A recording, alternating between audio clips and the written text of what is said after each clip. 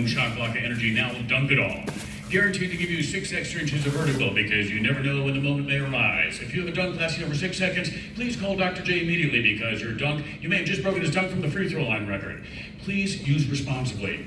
That's right, BOOMSHAKALAKA energy. Side effects include trash talking, foam in the mouth, catching on fire, and most often going to jail. We also have BOOMSHAKALAKA edibles. That's right, you'll be flying like MJ from the free throw line in no time. Please chew responsibly. Because the side effects include what? Trash talking, foam in the mouth, catching on fire, and going to jail. You guessed it. I will thank you. All right. What is my favorite cereal? What did I have this morning? Captain Dunk. That's right, Captain Dunk, where your dunks stay funky and crunchy, even in milk. What's Steph Curry's favorite breakfast cereal? Snap, crackle, and pop, nice crisp freeze. Make them a part of your balanced NBA diet. All right, we're just warming up the crowd here before the, well, I guess this is the crowd. Come on in, rest your weary feet and bones here, do some scrolling in the back. It's like study hall, detention. Just come in here and screw around. You can screw around all you like in here. I had I'm Tim Kitzrow, by the way, Mr. BOOMSHAKALAKA. Boys, NBA Jam, NFL Blitz, a bunch of video games, Wayne Gretzky 3D hockey, which never gets enough props. NHL Hitz, MLB Slugfest, my favorite game of all time, and the remake of the classic Mutant League football, which is Mutant Football League. Welcome to Mutant Football League. Hi, everybody. Grim Blitzer with you, along with Bricks Jr. I can't find my rubber foot. Oh, there it is. It's on fire again. Oh, who moved that space heater next to it? And Bricks Jr. So it's a really fun game. It's kind of like an Adult Swim. NFL Blitz meets Adult Swim because we didn't have the NFL license with that football game. So you get that, you can turn off the blood, you can turn off the bad language, but it's a really great game. Anybody played Mutant Football League? Yeah, we got a fan up there. All right. It's been a long, strange journey to get here. I'm actually from Albany, New York, right down the thruway, and boy, these towns look similar. You're right next to these big rusted out overpasses. Some hotel, and I want to see it in the sun though. Beautiful fall day. I'm sure it's pretty up here. What I always loved about New York, central New York, is the access to the mountains, the lakes, the foliage. Great place to live. I always felt it was the best centrally located secret city in the world, Albany, because 2 or 3 hours you're everywhere from Boston, New York, all the mountains everywhere, Catskills. I digress. So anyway, I'm from upstate New York, and I want to give you just kind of like a how the hell you get in this kind of, role and wind up in a career like this, because it's crazy. I couldn't have planned it if I had done a lot of thought when I was younger going, hey, you know what, video games are going to be really big, and I should go to Chicago where they make the video games and pinball games. But I was actually an actor in New York first and performed classic Shakespeare, Chekhov, your basic acting kind of stuff. And I had a blast doing it, but I was always drawn to comedy, so I decided I'm going to go to Second City. Because I don't know how many people know that SCTV, where Catherine O'Hare, Martin Short, who else? John Candy, Eugene Levy, all those great guys. They were in this great TV show called SCTV, and I went, whatever they're doing, I want to know what they're doing. So I went out to Chicago, started studying at Second City, and back then it was Chris Farley, Steve Carell, Tina Fey, Tim Meadows. It was like the who's who of like that became later like Saturday Night Live and everything else. So I never made it onto the main stage. I was bummed, but I thought, well, I'll keep pursuing acting, but on the weekend I'm going to play drums in a little rock and roll band, because in high school, actually in 6th grade, I started playing drums in a marching band. Loved it. Never really good, but decent. But I kept this drum set that I worked real hard to get. Moved to Chicago, kept the drum set. So one day, in a suburb of Chicago, a guy says, hey, I work out at the pinball factory, and we're looking for a guy to do a voice for the Gilligan's Island pinball game I'm working on, but we can't find anyone. Do you think you could do Mr. Howell? Like, really rather do Ginger or Mary Ann, but how much does it pay? He's like, well, $50 an hour. I go, oh, I'm in, $50 an hour. A waiter in Chicago is great money, so I went in and did, Gilligan, maybe we could bribe Kona. Maybe you could be my caddy. And it was enough to get me through the door, and I didn't realize that back then, mostly the sound guys in the sound department did the voices themselves. Any Mortal Kombat fans here? So like Steve Ritchie's like, he's like, get over here, finish him. He's that guy. So all the guys who were just like the designers, they would mostly do the voices, but occasionally they couldn't do the voice. I didn't know that. I thought they were just being nice, throwing me some money. So next they asked me to do you're traveling through another dimension, a dimension not only of sight, a dimension of sound. Tonight's tale is a simple one. You're about to embark on a journey with one, aka Mr. BOOMSHAKALAKA, in a tale that shall have you winding up somewhere outside in a dumpster in a place called the Twilight Zone. So I did the Twilight Zone, Popeye, Judge Dredd, all these crazy pinball games. Elvira, Who Done It? The Elvira one was, any Elvira fans here? The pinball games, I don't know if they have them upstairs, but those are great. Like, Elvira, I don't usually come out before dark, and right now, I'm getting nailed in the coffin big time. When the coffins are rocking, don't come a-knocking. What time is it, Elvira? Time to get scared, Steve! Oh! So there's a couple blasts from the past. Attack from Mars, I didn't play Attack from Mars. Return to the battlefield, soldier. So I was just doing fun cartoon voices. And then, 4 or 5 years into it, I hear that the division across the street, the big boys, Midway Games, they were making a video game. It was a basketball game. They said, hey, Tim, you'd probably be pretty good at it. I was like, yeah, I probably would. So that's the extent of like how I got the job. I was just kind of like a session musician. Think of a musician like playing bass or drums, and I became kind of the voice of the, and I had no idea, like it's just another game that paid $50 an hour. Good gig, right? Wrong. The game made $1 billion the first year, so I made $850. But when I first had that $850, I was like, oh, money. And then I saw an article on the cafeteria the next year that said, NBA Jam breaks all records in all arcade games, $1 billion. I went, yes, I gotta rethink this whole thing. So that was kind of the beginning. I never saw the game before it was made. It was just, the lines were given to me. John Hay, he wrote the music, he's the producer for the game. That great classic NBA Jam music, you know, it gets you going as soon as you hear it. So, yeah, he just basically sat down and watched the NBA Game of the Week, which was Marv Albert, right? And if you were growing up in the 90s, basically you heard Marv Albert, and you probably watched the Bulls, the Lakers, the Knicks, the Celtics, the same old teams. So you think of like, a lot of you guys probably in that sweet spot were probably like, 10 or so, when the game came out. If you're not in a major city, you don't follow an NBA team, who's your team? You're not really gonna care about the NBA. You're certainly not gonna sit down and waste 2 hours on a Sunday afternoon to watch a game, right? But NBA Jam was influencing and drawing fans in from all around the world. That was their exposure to the NBA. Anybody, yourself or anyone else, have that kind of feeling when you were younger? That NBA Jam was bringing you in at least as much as the telecasts. So yeah, Marv was he was the voice of the NBA. So our producer John Hay basically just sat around for a couple weekends and wrote down everything Marv said. So as much as I'd like to take all the credit, that was just the easiest work I've ever done. Doing the voices for the pinball, they're more challenging. I did tons of improv in those, but this one was just pretty much straight ahead. But in every category where there was a dunk or a block, I would always improvise at the end of it.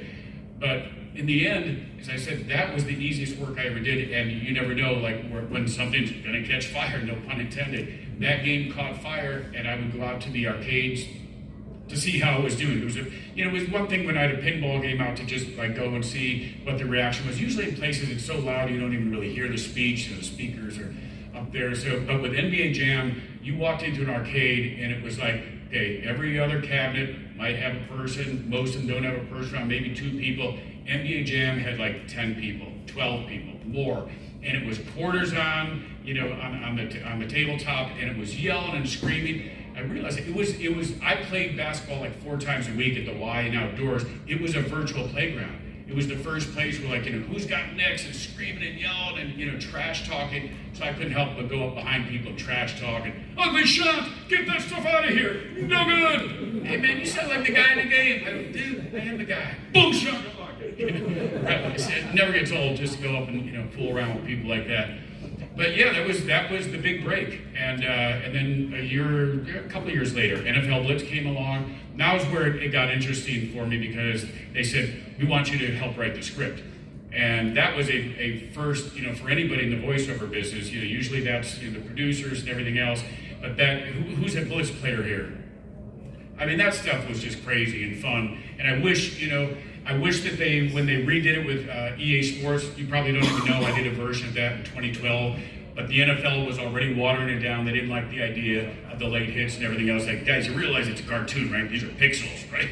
But no, they took it out, And now Arcade went up, re-released it. Guess what they did? They took out all late hits, and they took out 6 of the violent tackles. Come on, guys, have a sense of humor, you know? He ripped his head off. Why not?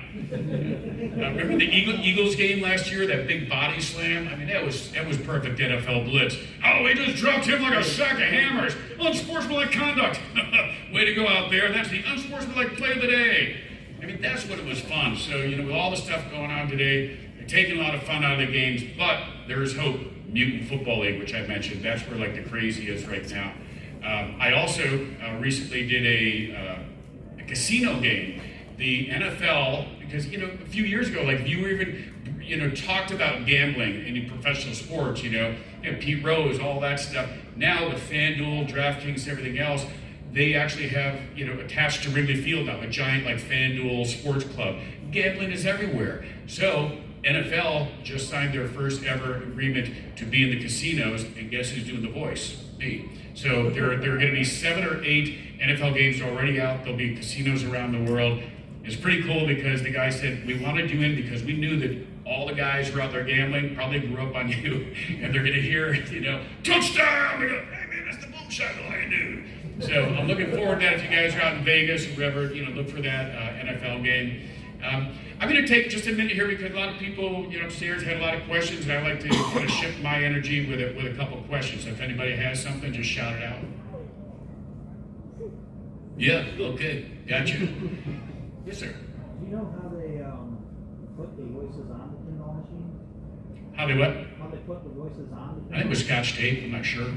Gorilla tape, glue. No, I don't know anything about the technical side, but I know that back then the sound systems were not that good, and the first NBA Jam sounds like almost old-time radio compared to Blitz. It's like, and then Blitz, NFL Blitz in your face. Pinball games too, they designed an entire new kind of like high-end, like the equivalent of THX for pinball game and video games. You guys probably noticed a very quick shift with the audio and the graphics around the same time. And what's interesting, you're talking about 93, how quickly things were moving from the technology standpoint. Only X amount of speech allowed in the game, but by the time they got to the home market, they couldn't take as much speech as the EEPROMs from the arcades. So they kept telling me to speed up, speed up, speed up. So if you listen to it, like instead of like, he's on fire, it's like, he's on fire. They go faster, faster. That was pretty interesting. Any more questions? Yeah. Did they give you any free pinball machines in Chicago? Or no? Here's the killer. Anybody who worked out there was offered free arcade games for just the cost, probably a couple $100. I lived in a small apartment, and just think of like all the games I could have had. And I would go over to Mark Trammell. He designed Smash TV, Blitz, NBA Jam, of course, and I went over to his place, and it was like an arcade. He had like 15 games there. It was the coolest thing in the world. And Sal DeVita, anybody know that name? He's the co-creator of Jam, Blitz, and all the other games, Mortal Kombat,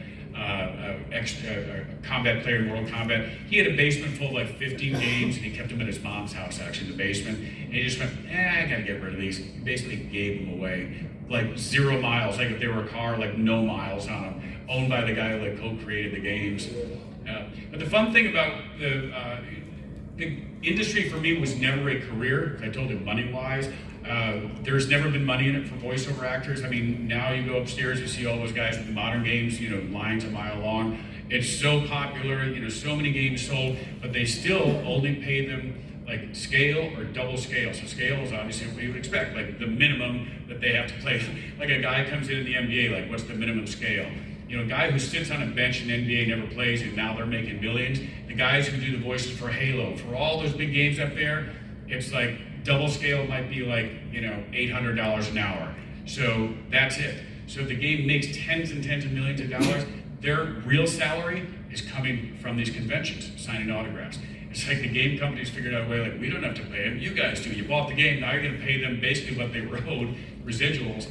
And I said recently in an interview, I would prefer to come out, you know, have them put me in a hotel, but just meet people, sign stuff for free. It's like, you know, just signing an autograph. So it really means a lot, like people who do come up, you know, take a picture, sign some stuff. I like to play, you know, give you some extra stuff because it's a lot of money. You know, when I go up to a musician that I've followed at a small club like the City Winery, shelling out $40 It's a lot of money. Now I just bought a ticket for their show and I've got their CD. So I really, first of all, want to thank all of you that do contribute and stop by and spend money, because it's not easy. But I do go back to the video game companies, and that's why there's actually a video game strike impending right now.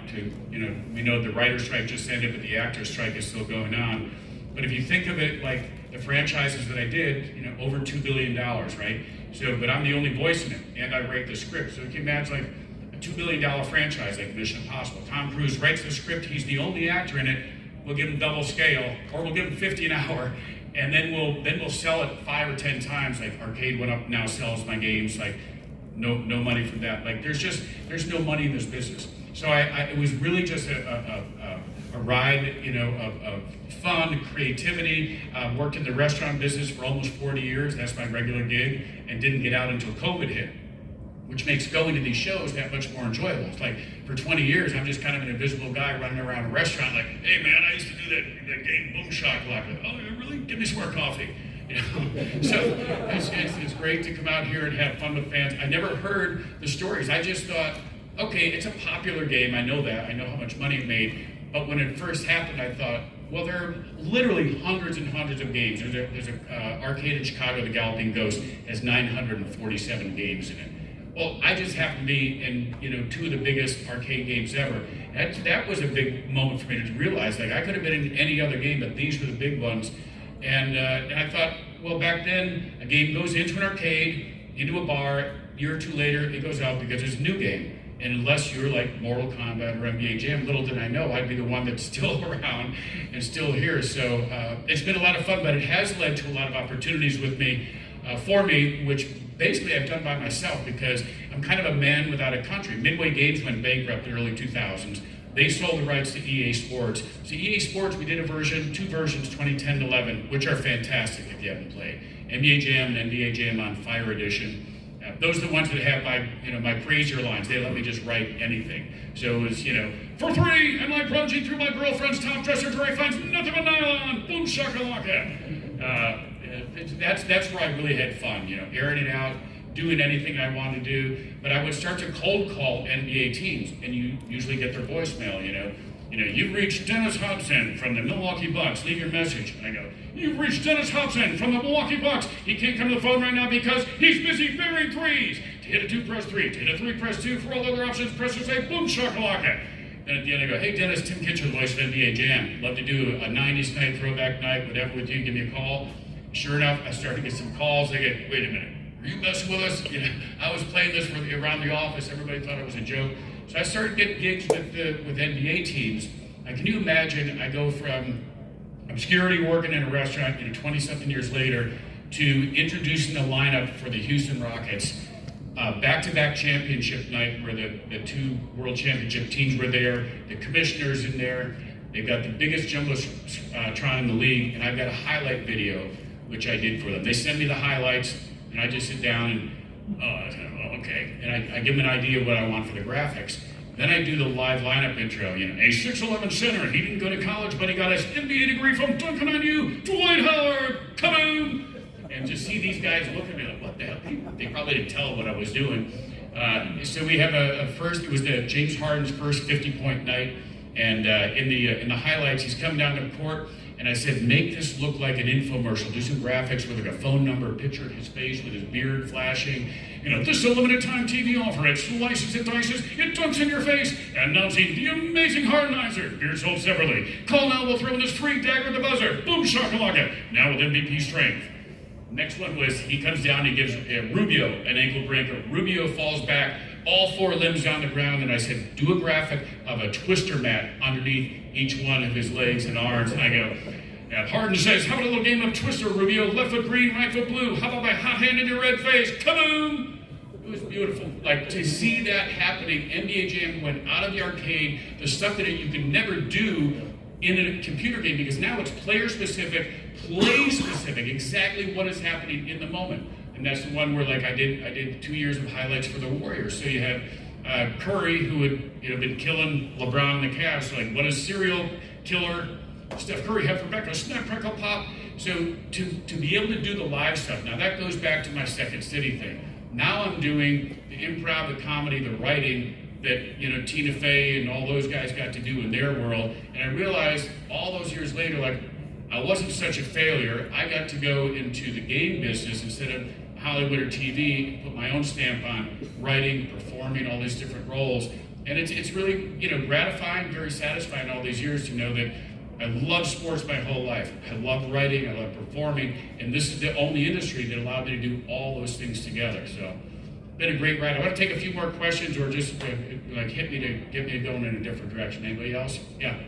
I was just wondering, like NBA Jam specifically.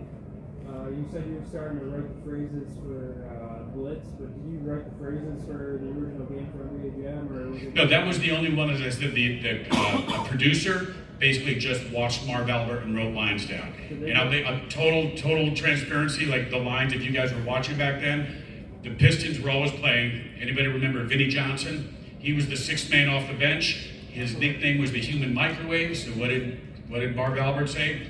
Vinnie Johnson, he's heating up. He's heating up the microwave. He's on fire. So those aren't actually me, but somehow because NBA Jam's reach was so big, I'm more known for it than him. And Boom Shakalaka was completely mine, but I didn't come up with it. But it became like known because of NBA Jam. So the quick story on Boom Shakalaka, anybody know Sly and the Family Stone? It's a song called I Want to Take You Higher. Now I always thought it was really cool because the line is, I want to take you higher. And then the chorus goes, boom shakalaka, boom shakalaka, bow now now. It's a badass funky song. So one of the guys in the sound department listening to it, he's like, he actually just the offices were so small, so like 6 feet away is the door that goes into the recording studio. I'm like right there, and he goes back and he goes, hey John, tell Tim to say boom shakalaka. John goes, hey Tim, say boom shakalaka. And I go, what is boom shakalaka? Because I'm thinking, I know sports, I know basketball. Is this a phrase that I don't know? I don't want to sound stupid, I want to have it in context. He goes, what? He goes, just tell him to say boom shakalaka. He goes, I don't know, just say boom shakalaka, move on. And I'm like, all right, boom shakalaka. One more, boom shakalaka. That's it, 2 times, done. Then I found out later that it was because of Sly and the Family Stone, which is one of my favorite songs. So what's really cool about that, and I've got to do a highlight video. If anybody knows someone who does graphics, we'll get together and do a highlight video of like Michael Jordan, because he was my guy with the Bulls. Imagine going up like Jordan in the lane, ooh, boom shakalaka, with the background of I Want to Take You Higher and the boom shakalaka chorus, because that's the origin of it. You know, pretty cool how like, you know, the gaming gods just like rained down that day and gave me one of the most famous lines in all of sports. Anybody else? Yeah. Have you ever thought about getting into video game writing or design? As I said, I have been writing all my scripts since NFL Blitz, and including like all the pinball games, the Elvira ones, you know, improvising, writing tons of it. The writing has actually been the most satisfying part for me, because the games, especially now with so much speech, even since NHL Hitz, imagine all those Eastern European names, like, you know, 100 players in NHL, maybe 3 vowels between 50 guys, and you're screaming it at the top of your lungs. Really, really hard stuff. And I don't really know hockey, and hockey moves so quickly. I wasn't able to do all the kind of color that I do in Blitz and everything else. But in all the other games, yeah, I've done all the writing. But that's about as far as it goes. I want to do more work, and I've been talking with a guy from the NBA. I've been invited out to the All-Star game the last couple of years. Biggest treat for me, once again, talking about like, you know, just a few years ago before COVID, I was working at a steakhouse patio in the summer, working coat check in the fall. The NBA guys came in because the game was in Chicago, so there's voices for video games. Well, I'm making my 800. Then they give him my job, which he's, you know, making 25, 30, 40, whatever it was on the contract. And then they get rid of him, they bring me back, and they pay me the same money. It works out well. Yeah.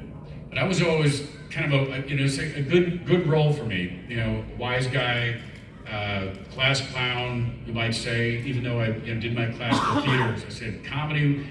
The best comedy is always like in the moment. You know, that's why you get in trouble as a class clown, because you just can't help do an imitation of the teacher or do something And I had these weird jobs after college. One of them was cleaning out septic tanks in the riverfront of Albany.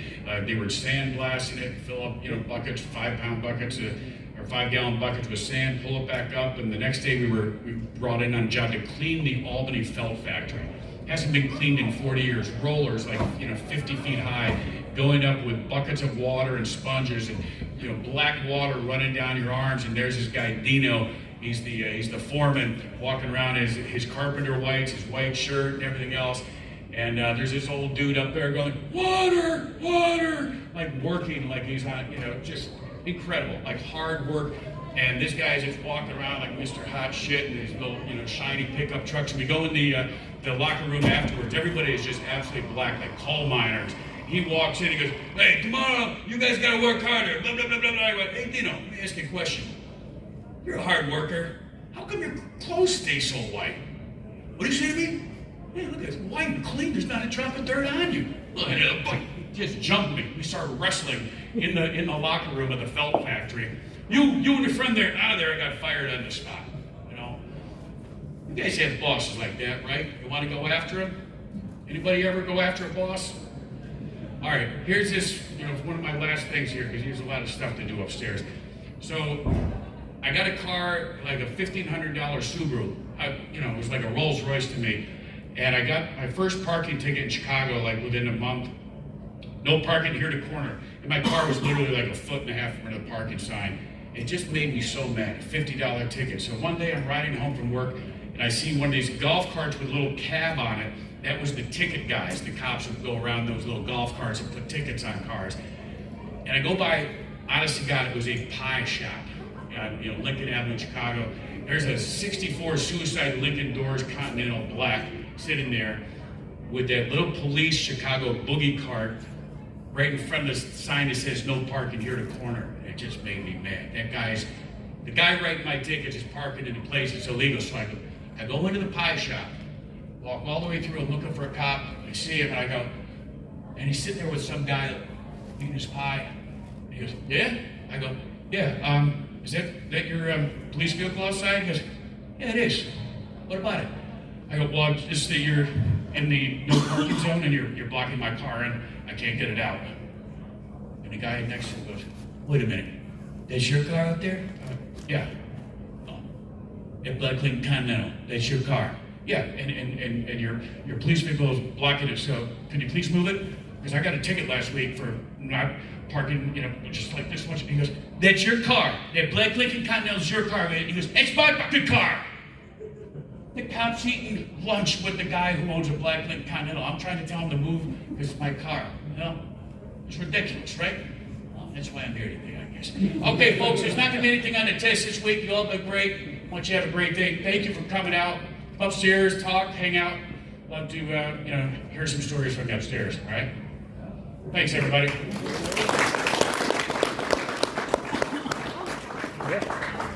Guess who's